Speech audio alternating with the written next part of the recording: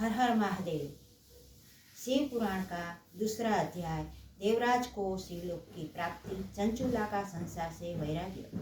श्री सौनक जी ने कहा, आप धन्य है सुत जी, आप परमार्थ तत्व के ज्ञाता है। आपने हम पर कृपा करके हमें अद्भुत और दिव्य कथा सुनाई है।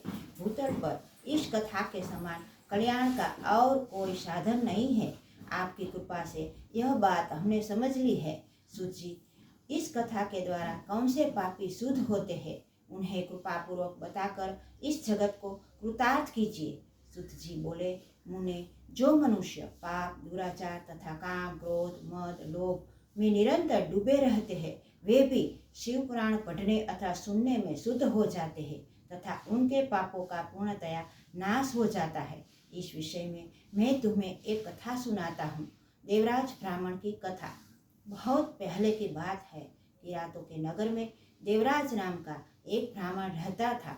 वह ज्ञान में दुर्बल, गरीब, रस बेचने वाला तथा वैदिक धर्म से विमुख था। वह स्नान संध्या नहीं करता था तथा उसमें वैश्यवृत्ति बढ़ती ही जा रही थी। वह भक्तों को ठगता था। उसने अनेक मनुष्यों को मारकर उन सब का धन हड़प लिया था। उस पापी ने थोड़ा सा भी धन धर्म के काम में नहीं लगाया था। वह वैश्यगामी तथा आचार भ्रष्ट था। एक दिन वह घूमता हुआ देवयोग से प्रतिष्ठानपुर जोशी प्रयाग जा पहुंचा। वहां उसने एक शिवालय देखा जहां बहुत से साधु महात्मा एकत्र हुए थे। देवराज वहीं ठहर गया। वहां रात में उसे ज्वर आ गया और उसे बड़ी पीड़ा होने लगी। वहीं पर एक ब्राह्मण देवता शिव पुराण की कथा सुना रहे थे। ज्वर में पड़ा देवराज भी ब्राह्मण के मुख से शिव कथा को निरंतर सुनता रहता था। एक मास बाद देवराज ज्वर से पीड़ित अवस्था में चल बसा। यमराज के दूत उसे बांधकर यमपुरी ले गए।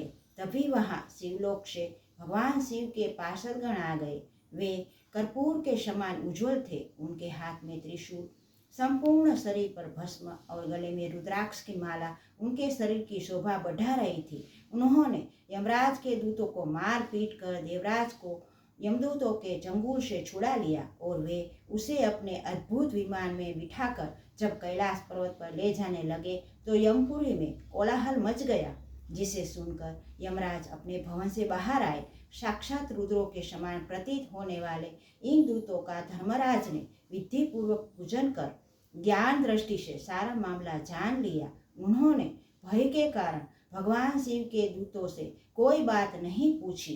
तत्पश्चात शिवदूत देवराज को लेकर कैलाश चले गए और वहां पहुंचकर उन्होंने ब्राह्मण को करुणावतार भगवान शिव के हाथों में सौंप दिया।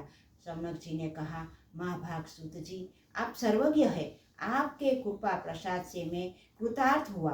इस इतिहास को सुनकर मेरा मन आनंदित हो गया है। अतः भगवान शिव में प्रेम बढ़ाने वाली दूसरी कथा भी कहे। हर हर महादेव, हर हर महादेव। ओम नमः शिवाय।